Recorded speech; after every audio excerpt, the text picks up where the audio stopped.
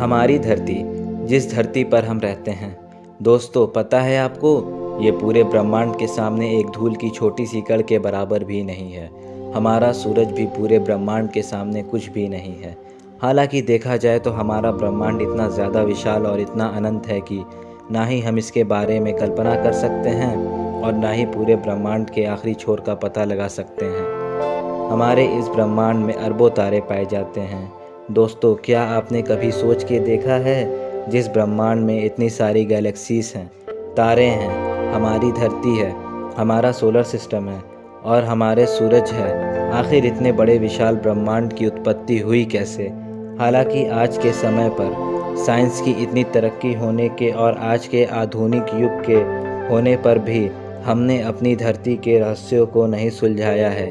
कुछ ऐसे रहस्य हमारी धरती पर मौजूद हैं जिसका जवाब वैज्ञानिकों के पास भी नहीं है। लेकिन इन सब के बावजूद भी हम अंतरिक्ष पे अध्ययन कर रहे हैं और ब्रह्मांड के बहुत से अनसुलझे रहस्यों का पता लगा रहे हैं। अगर हम अपने ब्रह्मांड की बात करें तो वैज्ञानिकों ने ब्रह्मांड को दो हिस्सों में बांटा है। एक तो विजुअल यूनिवर्स और दूसरा है इनविजुअल यूनिवर्स। हालांकि आज के समय में हम हबल टेलीस्कोप की मदद से विजुअल यूनिवर्स को देख सकते हैं, जिसमें प्लैनेट्स, स्टार्स, गैलेक्सीज, पार्टिकल्स और मैटर, साथ साथ गैसियस के अणु और वो चीज़ जो ब्रह्मांड में मौजूद है, साथ ही साथ हमारा घर यानी कि पृथ्वी भी इसमें शामिल है। और इनविजिबल यूनिवर्स वो ब्रह्मांड है जिसके बाहर ना हम देख सकते हैं और ना ही पता लगा सकते हैं कि आखिर वहाँ पर क्या है। लेकिन इस टॉपिक के बारे में हम किसी दूसरे एपिसोड में जानेंगे।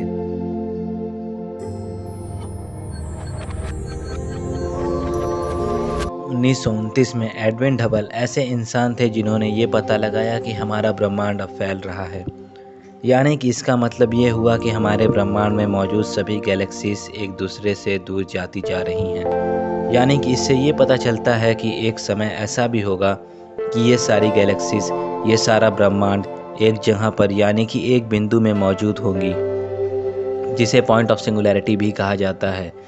दुनिया के महान वैज्ञानिक स्टीफन हॉकिंग, जो कि आज के समय में हमारे बीच नहीं रहे। दोस्तों, इन्होंने बिग बैंग थ्योरी को अच्छे से समझाने के लिए अपनी पूरी भूमिका निभाई थी और बिग बैंग थ्योरी को हमें अच्छे से समझाया था। और साथ ही साथ जॉर्ज हेनरी, जो कि एक कैथोलिक यूनिवर्सिटी ऑफ लीवन में एक खगोलीय भौतिकी के प्रोफेसर थे। दोस्तों, इन्होंने बिग बैंग थ्योरी को प्रस्तावित किया था। दोस्तों, बिग बैंग थ्योरी को समझने के लिए आज से तकरीबन 15 अरब साल पीछे जाना होगा। आज से तकरीबन 15 अरब साल पहले हमारा अंतरिक्ष सिर्फ एक बिंदु में समाया हुआ था। यानी कि उस समय हमारे ब्रह्मांड में अंधकार छाया हुआ था। जब सारा ब्रह्मांड एक बिंदु में था तब समय भी एग्जिस्ट नहीं करता था। दोस्तों, ये बिंदु इतना ज़्यादा छोटा था कि इसे देख पाना भी काफ़ी ज़्यादा मुश्किल था। और 13.5 अरब साल पहले हमारा ब्रह्मांड के सभी अणु और परमाणु एक दूसरे के पास थे। यानी कि आज जो ब्रह्मांड हम देख रहे हैं वो एक छोटे से बिंदु में समाया हुआ था। दोस्तों, उस समय वो बिंदु काफ़ी घनत्व वाला था। दोस्तों, ये बिंदु इतना ज़्यादा छोटा था कि इसे देख पाना भी काफ़ी ज़्यादा मुश्किल था।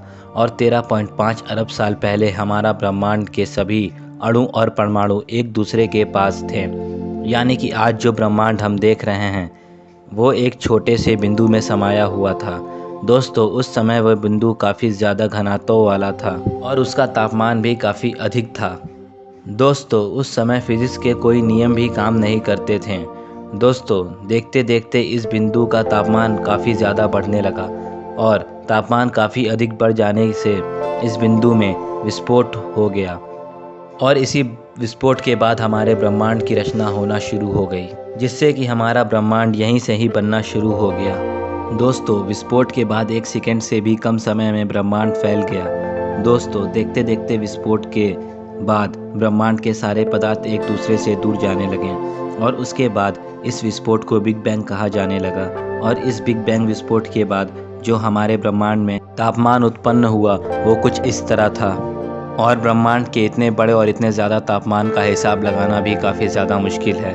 और इस विस्फोट के बाद हमारे ब्रह्मांड में जो एनर्जी उत्पन्न हुई वो हमारी कल्पना से भी बड़ी थी।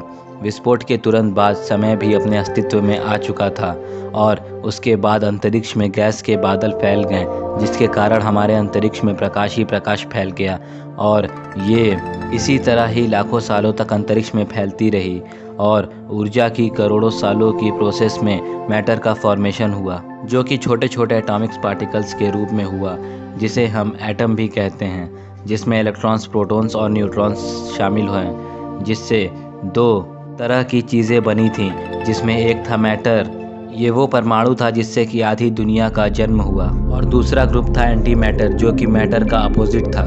और अगर देखा जाए तो मैटर और एंटी मैटर एक दूसरे के अपोजिट हैं, पर जब ये दोनों आपस में मिल जाते हैं तो एक दूसरे को ख़त्म कर देते हैं। पर किस्मत से हमारे ब्रह्मांड में मैटर ज़्यादा था और एंटी मैटर कम था, जिससे कि आखिर में मैटर का गोला बच गया, क्योंकि मैटर को ख़त्म करने के लिए कुछ बचा ही नहीं था और उस मैटर के गोले में ब्लास्ट हो गया और इसी विस्फोट के चलते तारों और ग्रहों वाला ब्रह्मांड अस्तित्व में आने वाला था। और उस गोले के ब्लास्ट के बाद सारा ब्रह्मांड का तापमान अचानक से ठंडा हो गया और उसके बाद हमारा ब्रह्मांड में सभी परमाणु आपस में मिलने लगे और इसके बाद हाइड्रोजन का जन्म हुआ, जो कि ब्रह्मांड का पहला अणु था।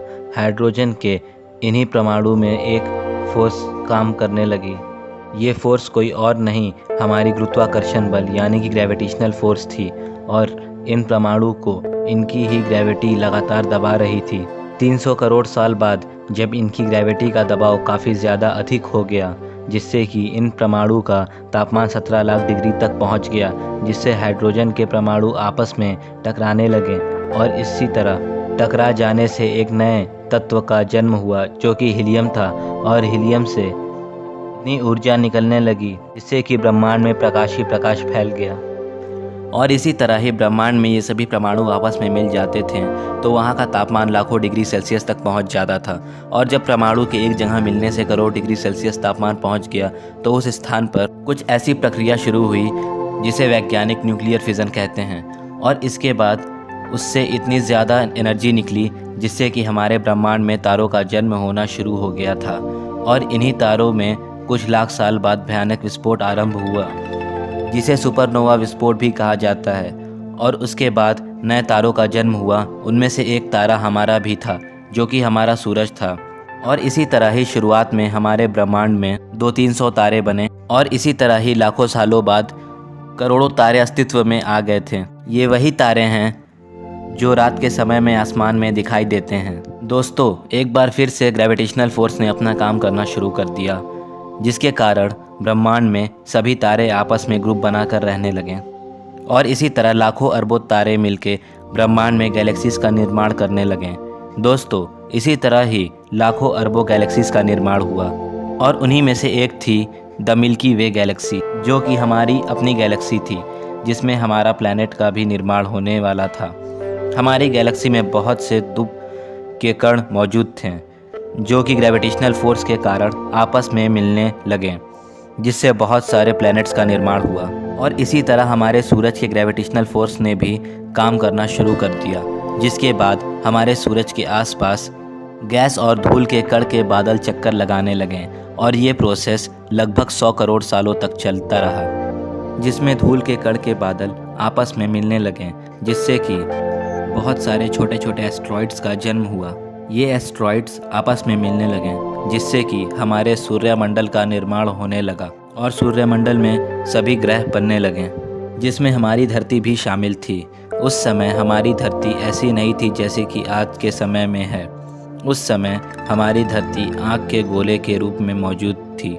अभी हमारी धरती निकली ही थी कि जिससे हमारी धरती से मंगल ग्रह से भी बड़ा 4000 किलोमीटर प्रति घंटे की रफ्तार से बड़ा एस्ट्रॉइड टकरा गया, जिससे कि हमारी धरती आधी मुड़ भी गई थी और हमारी धरती को कुछ हिस्सा अंतरिक्ष में चला गया, जो कि हमारी धरती से मैग्नेटिक फील्ड में आ गया और इसी के वजह से वो धरती का चक्कर लगाने लगा। धरती का चक्कर लगाता हुआ ये चाँद बनने वाला था। कई लाखों सालों बाद हमारी धरती और हमारे चांद का तापमान धीरे धीरे कम होने लगा। हमारी धरती पर गर्म लावा होने के वजह से इसकी वाइश हमारी धरती की वायुमंडल से में इकट्ठा होने लगी और कुछ सालों बाद यही वायु हमारी धरती पर बारिश के रूप में बरसने लगी और इसी तरह ही हमारी धरती का तापमान सामान्य रूप से हो गया और हमारी धरती पर जीवन पनपना शुरू हो गया। हमारे इस मिल्की वे गैलेक्सी में न जाने कितने प्लैनेट्स मौजूद हैं और क्या पता हमारे पूरे ब्रह्मांड में कितने लाखों करोड़ों गैलेक्सीज मौजूद हैं और इनमें से किसी गैलेक्सी में हो सकता है कि हमारे प्लैनेट की तरह ही वहाँ पर किसी प्लैनेट में जीवन पनप रहा हो और हमारे प्लैनेट की तरह वहाँ पर भी कोई सभ्यता यानी कि कोई एलियंस प्रजाति वहाँ पर निवास कर रही हों और हो सकता है वो हमें ढूंढने की कोशिश कर रहे हों। हालांकि कोई नहीं जानता कि एलियंस हमारे ब्रह्मांड में मौजूद हैं या नहीं और ये हमें कितना दूर मौजूद हैं हमसे ये भी हमें नहीं पता। क्या पता हम उन्हें फ्यूचर में ढूंढ लें या फिर ये एलियंस हमें ढूंढ लें। दोस्तों आज के लिए बस इतना ही। एपिसोड अच्छा लगा हो तो इसे एक लाइक ज़रूर कीजिएगा और चैनल को आप सब्सक्राइब भी ज़रूर कीजिएगा और सारी इंटरेस्टिंग और रहस्यमय वीडियोस के लिए हमारे चैनल पे बने रहिए और सब्सक्राइब ज़रूर कर दीजिएगा। Thank you friends.